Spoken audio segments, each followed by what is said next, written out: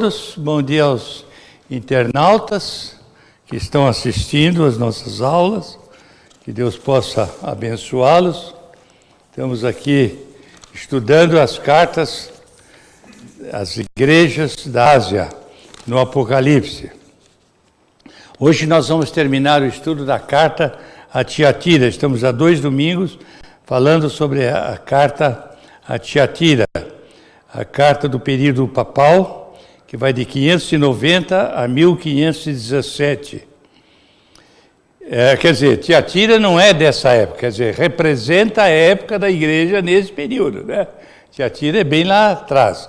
É uma carta cujo conteúdo traz lições preciosas para a igreja, que ela se identifica com a igreja cristã no período de 590 a 1517, pegando a reforma, o período da reforma que foi 1400 e quase 500, quase 1500.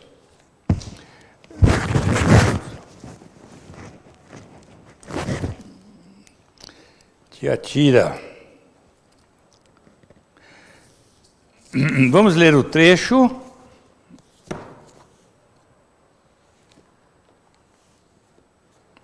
Hoje eu vou ler na versão internacional, só para variar um pouquinho.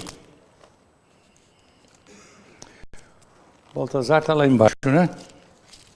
Baltazar me fez uma pergunta sobre um trecho de Apocalipse, capítulo, acho que é mais lá para o fim, capítulo 20, mas eu queria que ele me desse depois o trecho exato para a gente avaliar, e oportunamente a gente aborda isso. Carta à igreja de Tiatira, ao anjo da igreja em Tiatira. Escreve: bom dia, irmãos. Oh, que bom rever o nosso irmão. Já está bom? Já dá para outro tombo? E a Vanessa, está bem? Que bom recebê-la. Oramos muito por vocês, viu? Que bom ver vocês aqui com a gente. Vamos continuar o estudo da igreja, carta à igreja de Tiatira. Ao anjo da igreja em Tiatira, escreva: estas são as palavras do Filho de Deus, cujos olhos são como chama de fogo e os pés como bronze reluzente. Conheço as suas obras, o seu amor, a sua fé, o seu serviço, a sua perseverança. Sei que você está fazendo mais agora do que no princípio. No entanto, contra você, tenho isto: você tolera Jezabel, aquela mulher que se diz profetiza, com os seus ensinos, ela induz os meus servos à imoralidade sexual e a comer alimentos sacrificados aos ídolos. Aí está claramente quem é Jezabel, né? 2 coisas fundamentais, já falamos isso no domingo passado: a imoralidade e também essa idolatria. Embora a igreja em Tiatira não era caracterizada pela idolatria, nós já vimos, era formada de grêmios comerciais, né? Era uma cidade de grande comércio, e não estava muito ligada à idolatria e falsas doutrinas, mas era o interesse financeiro em jogo. Dê-lhes tempo para que se arrependesse da sua imoralidade sexual, mas ela não quer se arrepender.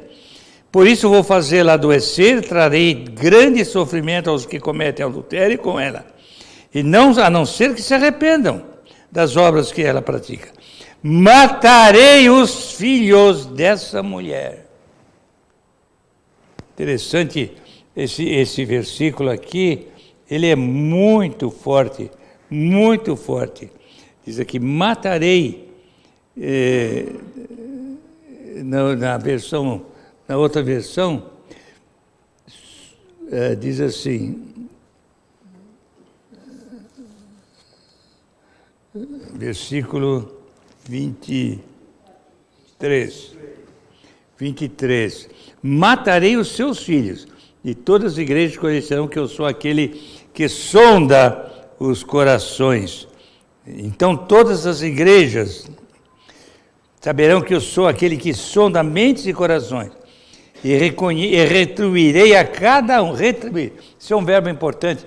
que eu quero que vocês prestem atenção nesse verbo. Retribuição. Deus é retributivo. Deus é retributivo. Retribuirei a cada um de vocês de acordo com as suas obras. De acordo com as suas obras. Aos demais que estão em Tiatira, vocês que não seguem a doutrina dela e não aprenderam como eles dizem os profundos segredos de Satanás, digo, não porei outra carga sobre vocês, então somente apeguem-se com firmeza ao que vocês têm, até que eu venha. Aquele que vencer e fizer a minha vontade, até o fim darei autoridade sobre as nações. Ele as governará com um cetro de ferro, despedaçará como um vaso de barro. Eu lhe darei mesmo autoridade que recebi de meu Pai. Também lhe darei a estrela da manhã. Aquele que tem ouvidos, ouça o que o Espírito diz às igrejas. Temos aí um conteúdo precioso no final dessa carta que pretendemos, nesta manhã, analisar rapidamente, tá bom? Bem, já vimos agora, já sabemos que que igreja é essa, uma cidade pequena, não era muito importante, não era cidade com muita religiosidade, não era uma cidade voltada para paganismos acentuado, não era uma cidade voltada para religiões diversas, para deuses diversos, embora eles tinham a sua idolatria acentuada também, ou manifestada também, no comportamento diário, né? Todo mundo tem um certo comportamento religioso, ninguém escapa disso.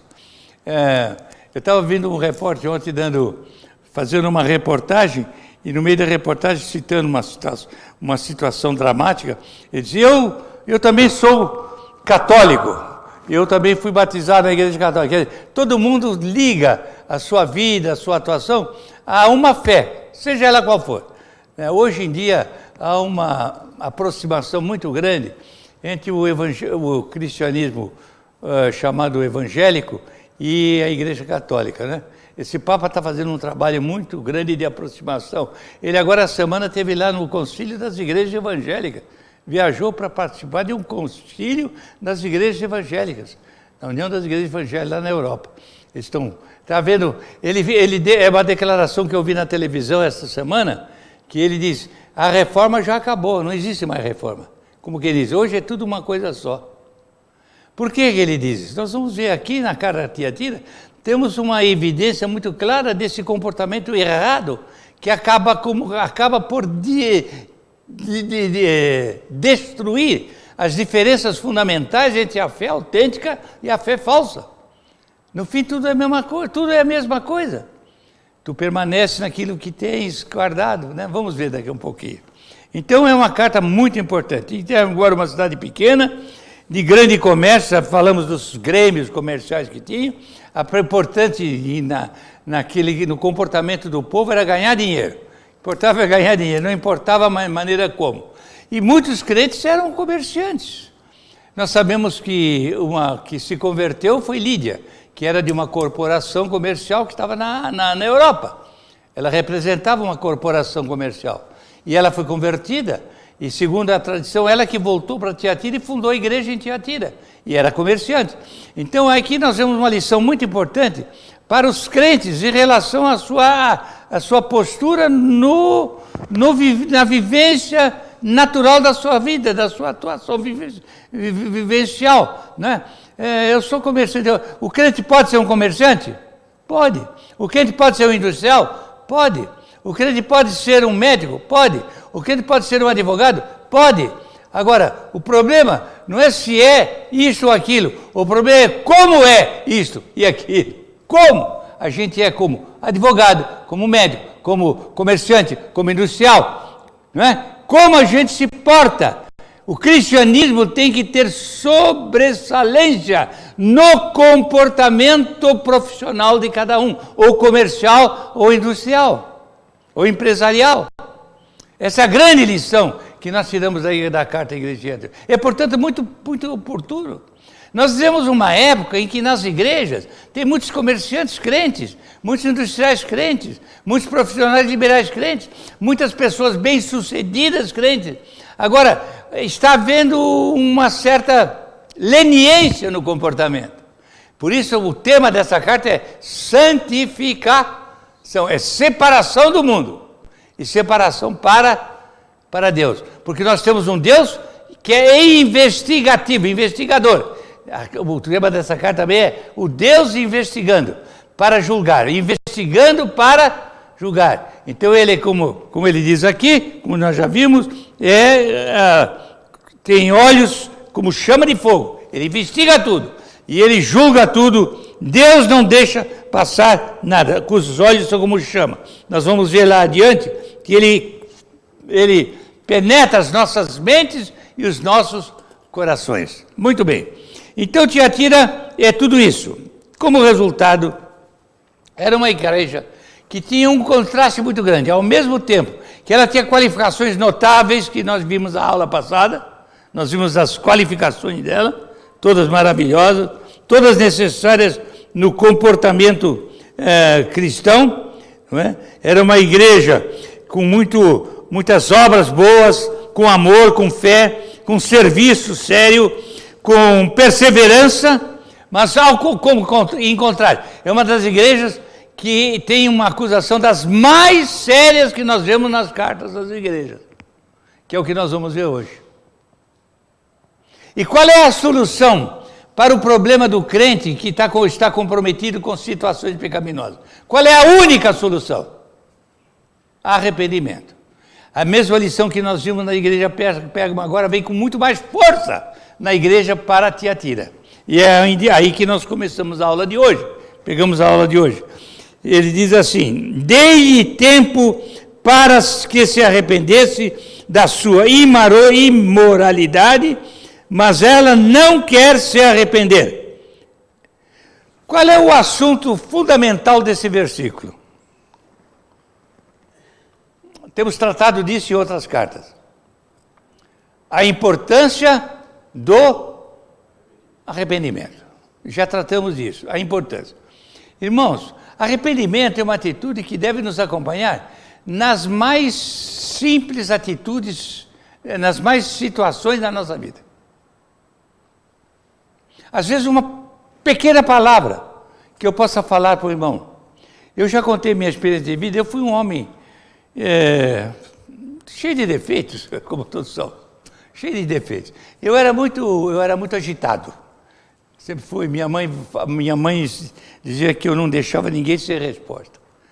O Jairo não deixa ninguém ser resposta. E nunca deixava. Eu sempre retrucava. Eu sempre tinha uma resposta. Sempre fui meu mal-criado, meu respondão, meu brigão. Sabe, com boa intenção. Com boa intenção. Não é que eu queria brigar. Mas eu tinha eu acho que era uma qualidade. Eu caí em si muitas vezes. Eu era um filho pródigo danado. Volta e meia eu estava vendo a minha miserabilidade. E muitas vezes, irmãos, eu peguei o telefone na segunda-feira para ligar para o irmão e pedir perdão. Muitas vezes. Pedi perdão, e ficava feliz. Fiz isso muito, não tinha, isso eu tive. Graças a Deus eu tive essa boa qualidade. Eu não deixo passar. Se eu sinto que Deus me mostra que eu errei, eu vou lá e peço um abraço, peço perdão. Porque arrependimento é preciso existir em todas as atitudes da vida. Uma palavra que você fala, uma coisa que você faz, uma atitude que você assume. Deus se alegra com o arrependimento. Arrependimento é uma mensagem que Deus solta dos céus para a terra, com grande alarde, com grande toque de trombetas. Arrependei-vos. Quando João Batista chegou, ele chegou pregando como? Arrependei-vos. Quando Jesus começou a pregar, o que ele começou a pregar como? Arrependei-vos, porque é chegado o reino dos céus. Arrependei-vos. É a grande e primeira atitude que o pecador deve assumir para encontrar o caminho da bênção. Que diz o caminho das pedras, né?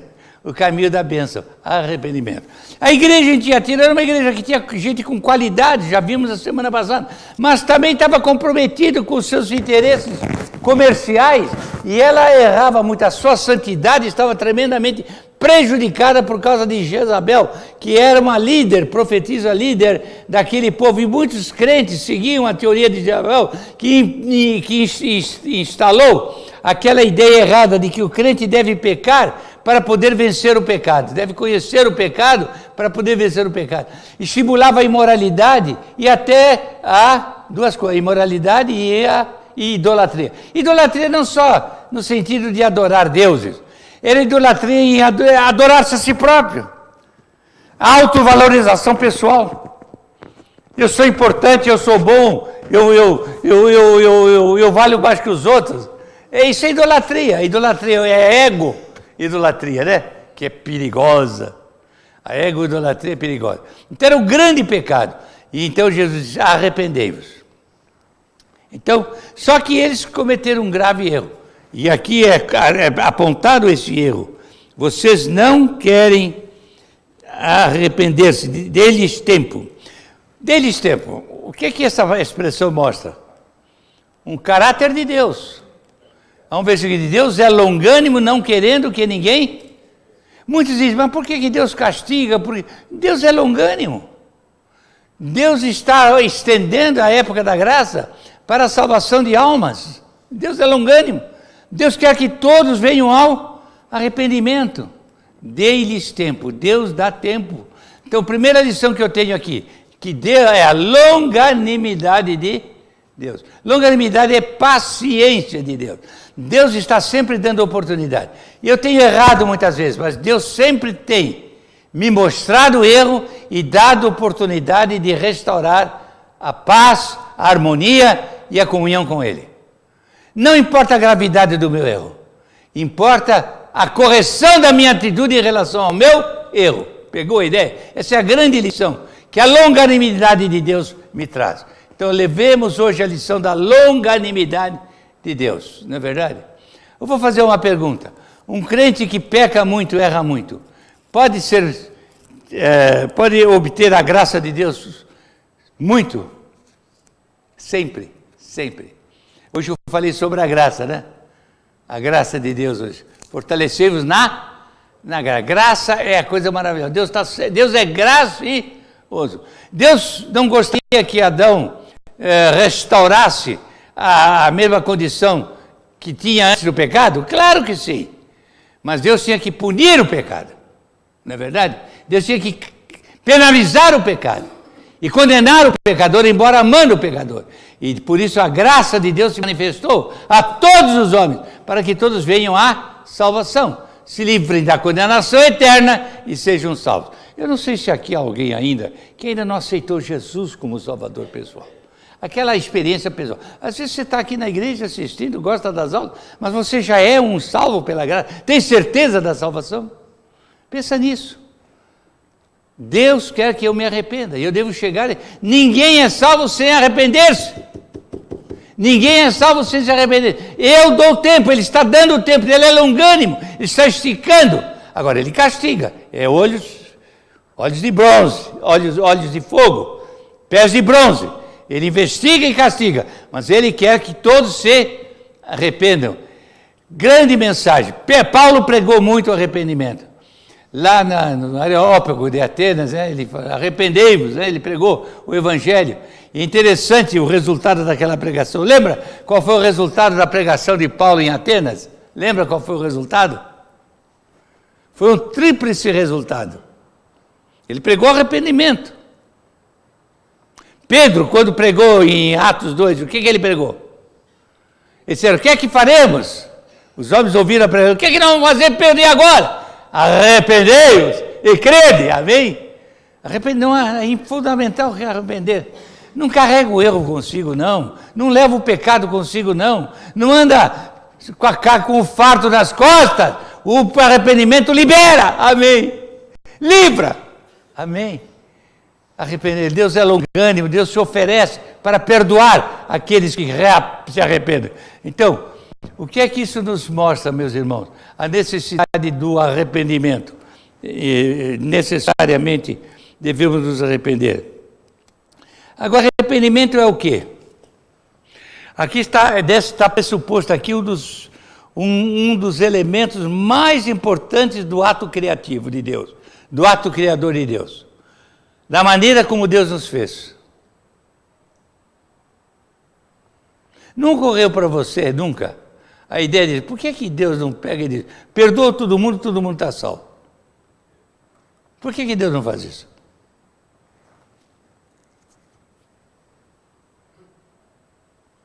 Ele não podia fazer? Mas quer saber de uma coisa? Está todo mundo perdoado, está todo mundo salvo. Vem todo mundo para o céu.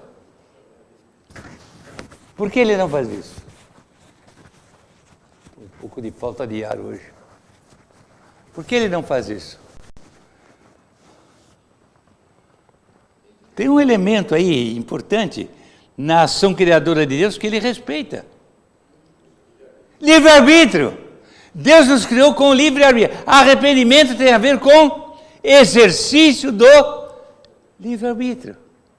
Não é? Arrepender. Exerce o teu livre. O que você quer? Isso valoriza quem? Valoriza o homem. Não valoriza? Dá ao homem o direito de escolha. O direito de definir a sua... É por isso que eu digo que quem define... Uma vez eu preguei sobre isso e causei escândalo numa igreja. Eu disse, nós não somos salvos porque Deus quer. É os calvinistas, né? Deus escolhe, não. O homem só é salvo... Eu disse, a salvação não depende de Deus. Depende de quem? Do próprio homem. Livre-arbítrio. Quem crê será quem crê. Será? O exercício da fé é um ato de livre-arbítrio. O exercício do arrependimento é um ato de livre-arbítrio. Então, aqui ele deu tempo para arrepender, ele está deixando o homem exercitar, o que eu diria, o momento importante da sua soberania pessoal. O que é que eu vou escolher para mim? O que é que eu vou escolher para mim? Então eu diria que ninguém é infeliz porque Deus quer. A infelicidade decorre da minha própria decisão. Ou ao homem cabe escolher, entende? Não é verdade, irmão? A gente que escolhe as coisas da vida. A decisão tem que ser nossa. Deus orienta. A gente pode buscar a sabedoria de Deus. Deus dá convicção. E nossos irmãos agora estão indo para Santos. Deus deu convicção a eles. Deus, por circunstâncias, por situações. Né? E na minha vida já aconteceu muito isso. Por que eu moro em Atibaia? Eu nunca pensei em morar no interior. De repente estou lá já há vários anos morando em Atibaia. Eu disse no outro dia, por que eu vim parar nesse canto aqui? Por que eu estou aqui nesse canto? Morei em Alphaville, morei em São Paulo. Estou lá em Atibaia. E ela diz, não saio desse cantinho. Não saio desse cantinho. Agora, eu disse, Deus nos deu Atibaia. Eu fico pensando na minha vida, como Deus me ligou a Atibaia, foi uma coisa impressionante. Com a palavra da vida. Como é que Deus mexeu? Um dia apareceu na Vila Clementina o Ari Haroldo para assistir uma reunião. Estavam morando perto da Vila Clementina, ali na Pedro de Toledo. Estavam começando a Palavra da Vida do Brasil. E eles ouviram eu pregar. E me procuraram. É do senhor que nós precisamos. Eu disse, o senhor precisa vir para nós. O senhor precisa pregar com nós. E eu era advogado. Nós precisamos do senhor como advogado para organizar a Palavra da Vida. E me envolveram com palavra, e a minha vida foi palavra da vida, em grande parte. Até hoje. Eu fico pensando, como é que Deus me envolveu? 20 anos eu dei aula lá no Instituto Bíblico. Ministrando a palavra tantas. Quantas almas aceitaram Cristo ali? Eu fico pensando, foi coincidência? Não, foi um projeto de Deus. E eu acabei indo agora, eu não posso fugir da rinha, né? Eu não posso fugir da mão de Deus. Quando Deus mostra, eu devo obedecer. Arrependimento é uma atitude que valoriza o meu livre-arbítrio. Arrependimento valoriza o meu livre-arbítrio. É uma evidência da maneira como Deus nos criou. A grande mensagem é arrepender-se. Só que eles não... Olha o que diz aqui o texto. Dê-lhes tempo para se arrependerem. De quê? Da imoralidade sexual. É grave isso, não, irmãos? Crentes, será que é possível o crente estar em imoralidade sexual? Ou não? Olha, irmãos, eu vou dizer uma coisa. Esse é um dos grandes pecados do crente, hein? Imoralidade. Não é só sair com a mulher do outro, não é só ser casado e pular a cerca, ou mulher ou marido. É muitas vezes atitudes pessoais voltadas com a pornografia. Imoralidade sexual é tudo que é contra o sexo sadio, que é o sexo na família, o sexo no relacionamento conjugal. Mas como isto é grave hoje, como há, irmãos, nas igrejas, quantos casais se separando por causa de imoralidade sexual, não é verdade? É terrível, nós não avaliamos a gravidade disso, e eles não se arrependeram, eles gostavam de pregar, eles gostavam de amar, eles gostavam de servir, eles se mostravam ativos na igreja, eram grandes comerciantes, botavam dinheiro na obra, mas o que interessava é ter dinheiro no bolso. Irmãos, amor ao dinheiro é a raiz de todos os males. Esse foi o grande problema que tinha tido. E imoralidade sexual. Quem tem dinheiro faz o que não deve. Eu já disse da minha vida profissional, que Deus permitiu conviver com pessoas da alta sociedade, que têm uma vida comercial ativa, industrial ativa, mas a imoralidade é uma marca do comportamento dele. Trair mulher, trair marido, é uma marca do comportamento da sociedade humana, da sociedade. Fazer o que não deve, você tem prazer. Cada reunião de negócio termina com bacanal, termina com imoralidade. E a igreja de Tiatira era exatamente isso. E Deus diz, gente, arrepende, vocês têm qualidades, vocês são pessoas que têm atuações boas, arrepende-se da imoralidade, arrepende-se do amor ao dinheiro, arrepende dessa idolatria, a auto-idolatria, né? A idolatria às coisas humanas, temporais. Eu quero ter barco, eu quero ter avião, eu quero ter sítio, eu quero ter isso, eu quero ter aquilo, eu quero ter... Eu já passei por essa fase, viu? Eu já passei por eu quero ter. Tive muita coisa que eu não aproveitei nada. Eu vou dizer, eu devo ter perdido muito dinheiro por causa disso. Quando eu ganhava muito bem e não dimensionava bem as coisas. Hoje eu valorizo isso. Hoje eu valorizo. Quanto dinheiro eu deixei passar? É claro, eu também procurei ajudar muita obra de Deus, através da IDE, obra missionária, viagens por minha conta para pregar, né? Uma viagem para Portugal, e eu precisava viajar de executivo por causa das pernas, é pesado, mas eu sempre fui. 40 anos indo a Portugal, todos os anos, para pregar o evangelho lá, 40 anos. Nunca sei... Pedi um tostão, nunca tive uma ajuda de passagem, de nada dos irmãos, nunca. Então mas isso era válido. Mas quanto dinheiro eu joguei à toa? Arrepende-te da imoralidade, das coisas vãs. Hoje eu trouxe uma caixa de sapato aqui para os missionários. Semana eu vi as minhas 2 gavetas cheias de sapatos que eu não uso. Bons! Tinha mania de comprar sapato, comprar coisa, tinha mania, estou confessando o meu pecado. Nós somos consumistas, não somos? Somos consumistas, é pecado, consumistas. Auto-idolatria. Deixa, arrepende, acaba com isso, muda esse comportamento, muda. Deus quer que nós exercitemos o nosso livre-arbítrio no rumo da felicidade espiritual. Da imoralidade sexual, mas ela não quer. Essa expressão, ela não quer. Quem é ela? A igreja. Aqueles que estavam vivendo errado. Não quer. O que é dizer não quer? O que é não querer? É poder e não fazer. Não querer é poder e tem consciência que está errado. Quantas vezes eu tenho consciência que está errado, mas eu faço?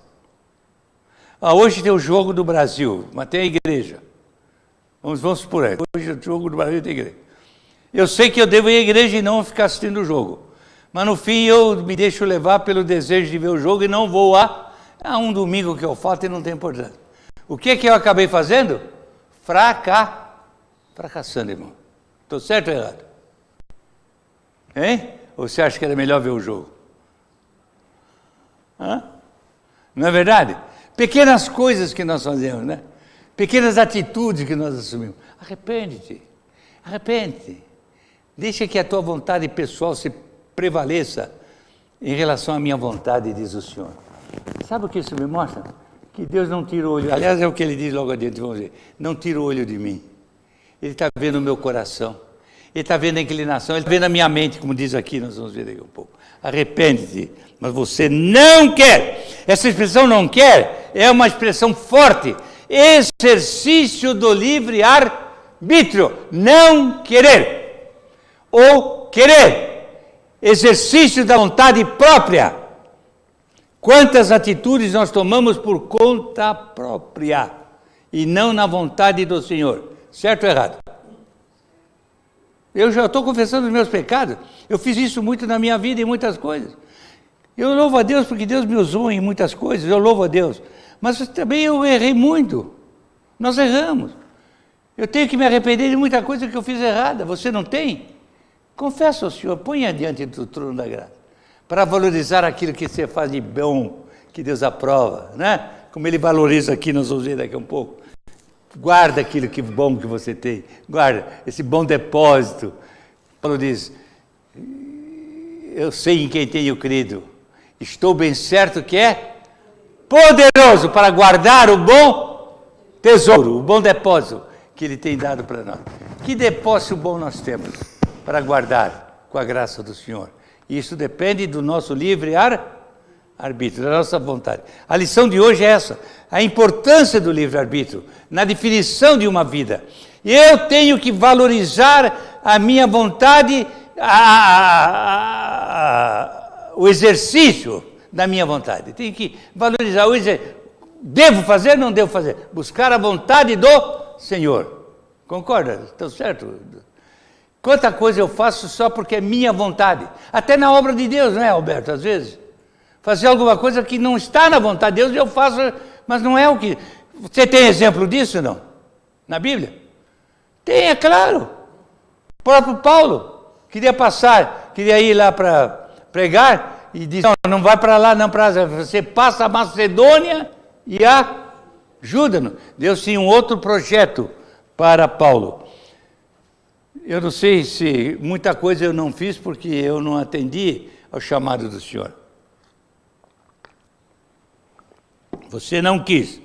Lhe dei tempo, Deus dá oportunidade, Deus dá alternativa, Deus dá oportunidade, Deus é longânimo para arrependimento, mas você não quis se arrepender. Então nós temos a grande importância do arrependimento. A grande importância do arrependimento. Não se arrependeu. Temos vários trechos na Bíblia que falam da importância do arrependimento. Mas vamos para frente, senão não avança. Agora, do versículo 22 em diante, irmão, nós temos uma das coisas mais sérias da experiência da vida cristã. Vamos falar um pouco sobre disciplina. Em que termos a disciplina de Deus aqui se manifestou? Veja aí no texto. Olha, gente, a disciplina de Deus é uma coisa séria, hein? Deus não abre mão da disciplina. Talvez muitos problemas que eu tenho na vida são aplicação da disciplina de Deus na minha vida.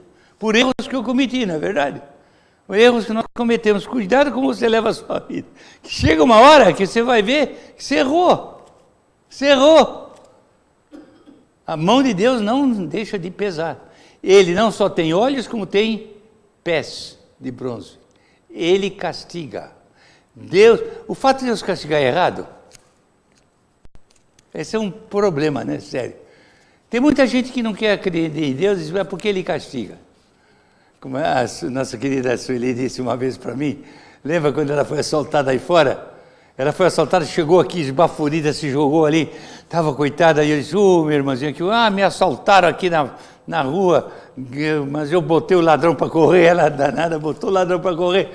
Aí ele disse, olha, dá graças a Deus que Deus te livrou. Ela virou para mim e disse, se Ele é bom, por que Ele me deixou ser assaltada? Pegou a ideia? A gente está sempre vendo um Deus que podia fazer mais do que a gente acha que deve, merece. Pegou a ilustração? Quer dizer, se Ele é bom, por que deixou ser assaltada? Ele diz, não, mas Deus te livrou. A gente raciocina sempre um Deus ao modo humano, né? Do jeito do homem, não é verdade? Exatamente, o mundo está na mão de Satanás. E a gente tem. Então, gente, aqui nós temos um ponto muito importante, a disciplina de Deus. A disciplina é um dos assuntos mais importantes da igreja. E, infelizmente, as igrejas têm negligenciado. Hoje, não há mais exercício de disciplina na igreja. Não há. A disciplina se desenvolve em de duas maneiras. Quais são? Duas maneiras diferentes. Eu diria até de três maneiras. A primeira maneira é inevitável. Deus é disciplinador. Eu disse há pouco, Deus é retributivo. Veja o que diz aqui.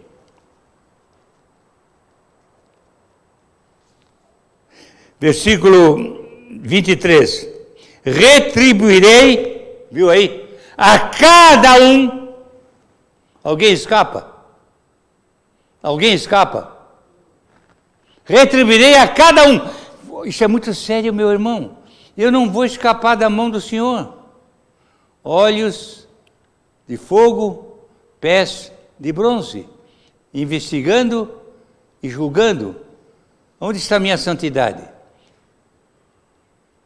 Sem santidade ninguém verá a Deus. E sem santidade ninguém verá a Deus. Deus é intransigente. Ele retribui a cada um o seu mal. A cada um o seu mal. Retribuirei a cada um. Agora uma pergunta. E o crente, como é que fica nisso?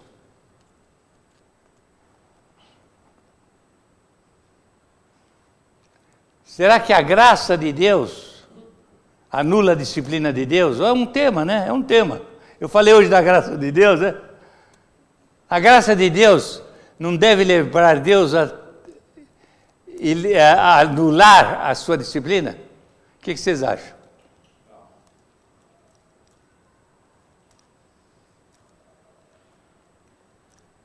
O Alberto está pensativo hoje. O Alberto está pensando. Está dando para ouvir? Está difícil. A graça de Deus anula a disciplina de Deus? Eu diria que a graça de Deus afirma a disciplina de Deus. A disciplina é um ato da graça. O pai, quando corrige o filho, está fazendo bem ou mal para o filho? Bem. A disciplina é um ato que traz benefício. É um ato da graça de Deus, concorda não?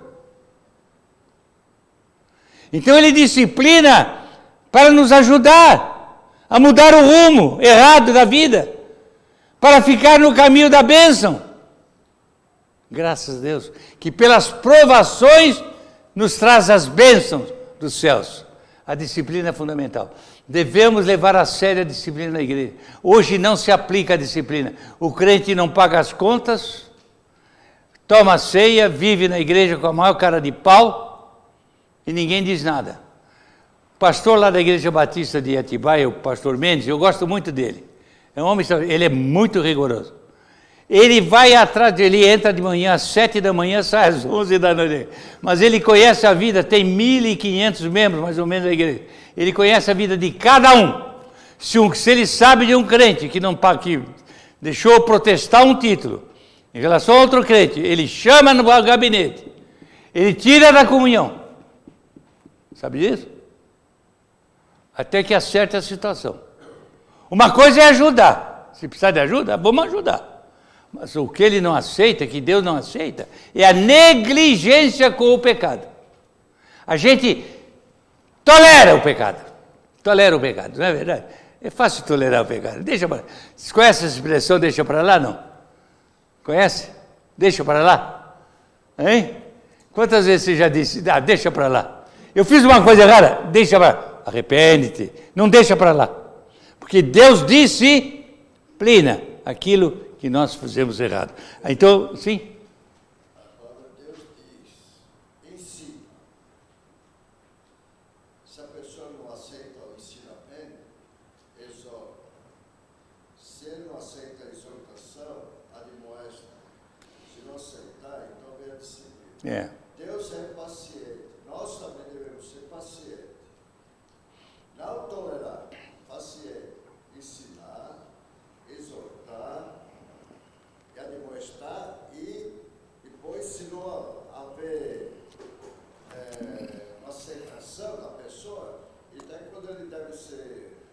disciplinar. Como nós estamos exortados, considero como um do mundo.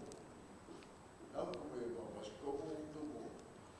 Então há necessidade da gente ensinar primeiro, porque tem muitas pessoas que acham que tudo pode ser feito.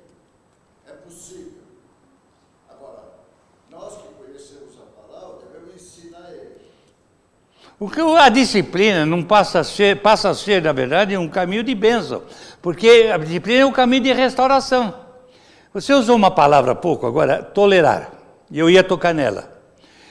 O verbo tolerar é um verbo positivo. Eu tenho que tolerar o meu irmão, eu tenho que tolerar a ofensa, eu tenho que tolerar as situações difíceis da vida. Exercitar a tolerância é bom, é necessário, mas também tem um aspecto negativo, tolerar o pecado, tolerar as coisas erradas. Há uma tendência em nós em tolerar as coisas erradas. Fulano está fazendo uma coisa errada. Ah, mas coitado, vamos ter pena dele. Tolerar é desastroso, não só para a vida da pessoa que nós toleramos, como a vida da igreja que tolera. Consequência dupla negativa. A pessoa que erra, quando é tolerada, não vê, não vislumbra um caminho de retorno, de volta, de acerto. E a pessoa que não olha essas coisas está se prejudicando, está prejudicando a coletividade a qual ela pertence, porque está deixando que a semente do erro fique ali. Sabe, um câncer, ele começa pequeno, ele vai ficando grande, ele vai crescendo. Se você não ataca, não faz quimioterapia, se você não toma providência, ele derruba a pessoa. Normalmente é curável o câncer, mas não se pode tolerar. Guarda essa palavra. A tolerância tem dois aspectos, positivo e negativo. Tolerar o erro, o pecado, Deus não aprova e Deus não tolera. Deus não tolera, e a igreja não pode tolerar. É necessário disciplinar. Eu tenho uma experiência nessa área muito positiva. Meu pai, eu já contei isso aqui acho que uma vez. Eu era presbítero da igreja, ainda jovem. Desde 25 anos de idade, eu sou presbítero da igreja. Meu pai, aos 60 anos, que era um crente fervoroso, um crente evangelista extraordinário. Muitas pessoas vieram a Cristo pela instrumentalidade do papai. Era muito rigoroso, ele era um homem duro. Escreveu, não leu, o pau comeu. Mas ele era um homem que amava muito, apesar de ser um homem duro. Era um homem disciplinador, tremendamente disciplinador. E foi uma vez, eu dou graças a Deus, pela disciplina dura do meu pai. Talvez eu tivesse desandado para caminhos errados. Os meus irmãos também. Uma vez eu e o irmão Silas ficamos bravos, porque ele castigava a gente, e saímos de casa, vamos embora de casa. Saímos, abrimos o portão, fechamos, quando chegamos na rua, voltamos, abrimos o portão e entramos outra vez. Graças a Deus. Queríamos fugir de casa, minutinho. E meu pai, mas aos 60 anos, papai caiu em pecado com uma prostituta, imagina. E ele se juntou com a prostituta, botou um apartamento para a prostituta, mobiliou o apartamento para a prostituta, que tinha vários filhos. De repente eu comecei a ver uma mulher lá estranha na igreja com um filho, lá rodeando o papai, lá dentro da igreja. Eu disse, que história? Levou a mulher para a igreja, queria converter a mulher. E ninguém sabia de nada. Ele, quando eu descobri, eu fui para cima. Papai ficou bravo comigo. E eu disse, peguei a mamãe, trouxe para minha casa. O Misael morava com ela, com a mãe, trouxe todo mundo para minha casa. Eu estava muito bem de vida, eu era diretor da Mercedes. Morava numa casa muito boa, grande. E eu pus tudo lá e botei o papai para correr. Disse, você fica sozinho. Ele ficou bravo porque ele que sempre mandou, sempre impôs a vontade, ele achou que ia ganhar no tapa. Ele ia ganhar no esforço, na força. E ele começou a me procurar, me ameaçando, que eu tinha que fazer a mamãe voltar. E eu disse, vai voltar coisa nenhuma. Enquanto você tiver em pecado, você vai ficar sozinho. E aí, eu trouxe mamãe aí. E ele veio um dia em casa, bateu, eu tinha portão de ferro. Ele pulou o muro e fez dar murro na porta. Para eu abrir a porta, para ele levar a mamãe embora. Ele, vai embora, senão eu chamo a polícia, eu falei. E eu ia chamar. Aí ele pegou, pulou de volta a grade e foi embora. E eu tive que ter uma atitude na igreja, eu era presbítero, disciplinar meu pai. Eu levei o assunto aos irmãos e ele foi disciplinado. Foi disciplinado na igreja, por meu intermédio. Mas não passou muito, um dia o papai me telefonou, arrependido, chorando, nunca vi o meu pai chorar, única vez. Queria falar comigo. Eu fui ao apartamento lá da madame, de onde ele estava, mas já não estava mais a madame lá. Ele botou a madame para correr, botou todo mundo para correr, pediu perdão, se arrependeu. E o papai se tornou novamente um grande servo de Deus. E quando o papai morreu, eu perguntei para a mamãe o que ela achava de toda a vida que ela teve, da experiência negativa que ele teve. Ela disse, seu pai, depois daquele problema de pecado, foi muito mais espiritual do que antes. Disciplina. Disciplina, pode falar, irmão.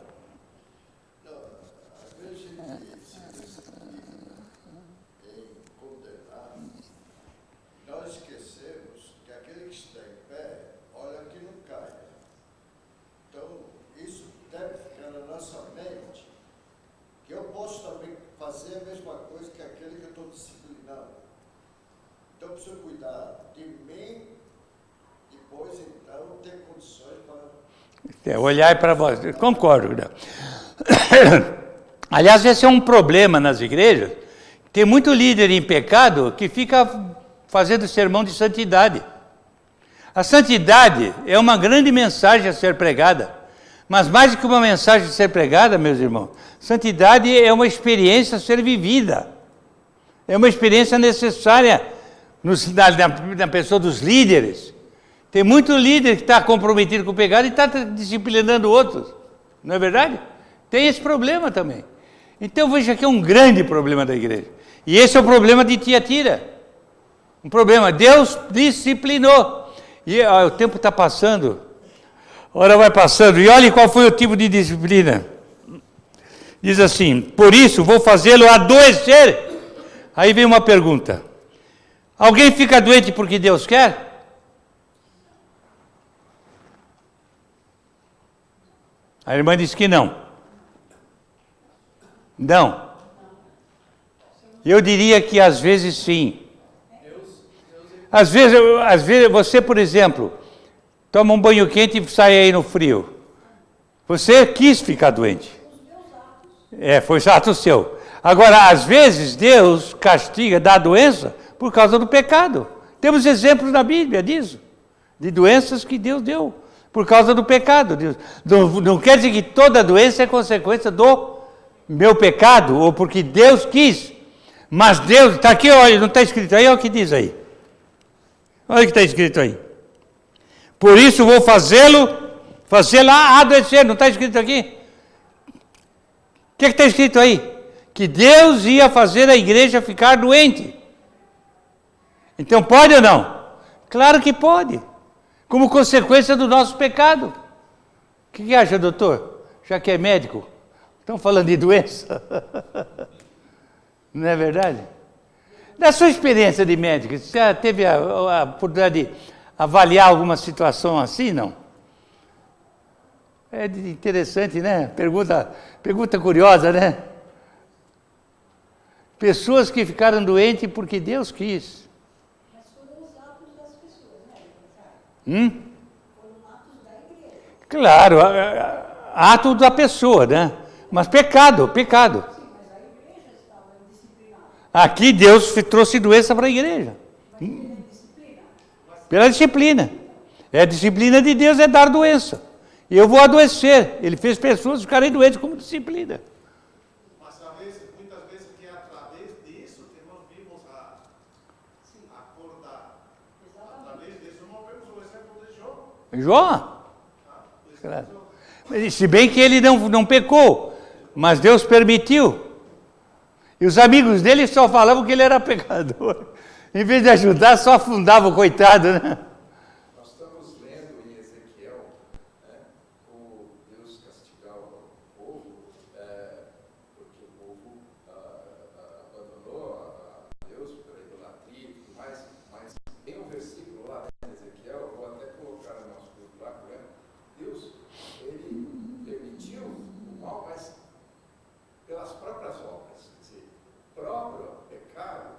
Traz a consequência. Mas Deus que permite. Ele permite. Você saiu da minha proteção, você vai... A verdade é que o texto aqui é claro. Eu vou dar doenças. Ele está dizendo aqui. Claramente, é uma disciplina de Deus. Eu vou fazer o povo adoecer, diz ele aqui. E trarei o que? Grande sofrimento.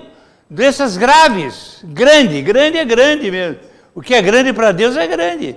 Grande sofrimento aos que cometerem adultério com ela, a não ser que se arrependam. Tem a solução, olha a saída. A não ser que se arrependam das obras que pratica. Mas não foi só doença. Eu vou fazer uma pergunta. Será que às vezes a morte é castigo de Deus? Está escrito aqui. Eu creio que sim. Não só doença física, mas igrejas que se fecham. Deus apaga o luzeiro, hein? Não é verdade? Deus apaga a luz. A igreja tolera o pecado. A igreja anda fora da disciplina. E Deus acaba pagando o luzeiro. Vou matar. O que é matar? É anular completamente. Quem é morto não existe. Acabou. Fim. Ele disse que não só dá doenças, mas iria matar. E não há em toda a Bíblia uma expressão tão forte como esta, em relação ao juízo de Deus. E na verdade, o que é que diz a Bíblia? O salário do pecado é a morte. Qual é o castigo eterno? A morte eterna. A morte, a separação eterna de Deus. É consequência. A disciplina. Então a igreja tem que aprender a disciplinar. Matarei os filhos dessa mulher. Por quê, filhos dessa mulher? Porque estão seguindo Jezabel, em vez de seguir os meus princípios. Deram uma preferência errada no seu comportamento, as coisas que não deviam fazer e não as coisas que deviam fazer. Preferiram Jezabel ao caminho de Deus. O que é que eu estou preferindo? Qual é a minha preferência? Espero que sim. Mas nem sempre é, hein? Às vezes a gente, escorrega, né? Às vezes escorrega. Qual é a solução? Arrependimento. Que lição linda temos de Tiatira, não, irmão? Que lição preciosa. Deus age castigando. E eu não vou poder terminar hoje, não. Ainda tem a parte final que é muito bonita. Retribuirei. E saberão que eu sou aquele que sonda as mentes. Eu vou deixar isso para a aula que vem. Sondar as mentes. Salmo 139. Sondar. O que é sondar? Perquirir. Aprofundar as mais interiores cogitações do meu coração. Deus discerne os pensamentos e os propósitos do coração pela sua palavra. Amém. Deus discernindo a mente. Vamos deixar isto para a próxima aula. A questão, já falamos sobre a disciplina, a importância da disciplina. Falamos do livre-arbítrio hoje, da importância do livre-arbítrio, da tolerância com as pequeninas coisas erradas, com as consequências trágicas da nossa atitude negligente com as coisas erradas. E agora ele vai falar sobre a mente, o que é que ele faz com a mente. Depois ele vai falar sobre, vai ter uma mensagem para um grupo de pessoas da igreja que andavam direito, porque nem todo mundo anda errado. Então Deus vai falar com esses, o que eles deviam fazer. Vamos deixar isso para a aula que vem, tá bem? Que Deus nos abençoe com o que aprendemos hoje. Louvado seja o Senhor. Obrigado pela sua palavra, Senhor, que nós possamos ter mais atenção em nosso comportamento. Arrependimento é uma atitude diária, permanentemente necessária na vida do cristão, para uma vida também de bênção, de conciliação contigo, de harmonia com a tua vontade, de atuação do teu Espírito. Quantas vezes o teu Espírito não pode atuar? Porque nós somos recalcitrantes, não nos arrependendo, recalcitrar, andando naquilo que não devemos, até conscientes de que estamos errados. Ó Deus, ajuda-nos, para que não estejamos pagando um preço alto com a tua dura disciplina, que nós merecemos por causa das nossas andanças. Somos teus filhos e o Pai castiga o filho porque ama. Sabemos que muitas vezes nós recebemos o teu castigo porque tu nos amas. Que saibamos reparar os erros, saibamos avaliar as atitudes que assumimos e possamos buscar cada vez mais andar nos teus caminhos para usufruir as gozos da tua presença e da tua direção em nossas vidas. Oramos por Jesus Cristo, nosso Salvador e Senhor. Amém. Essas cartas têm tanto ensino, né? Cada palavra, né? Cada palavrinha. Essa fita da carta aqui eu acho extraordinária. Aí ele, de repente, ele volta, depois de ele falar de... Olha a carta. Ele exalta as boas qualidades, ele fulmina pelas péssimas qualidades, ele coloca a solução do arrependimento, ele mostra a consequência de não conscientemente nos arrepender. Depois ele se volta para os fiéis. Olha, tem um grupinho bom aí. Agora, sabe o que eu vou falar para esse grupo? Cuidado com as novidades. É o que vamos ver domingo que vem. Cuidado com as novidades. E depois vem as bênçãos. Se você for fiel, fiel até a morte. Aí então vem, vai governar, vai reger, vai ser a estrela da manhã, etc. Vamos ver isso a aula que vem, tá bem?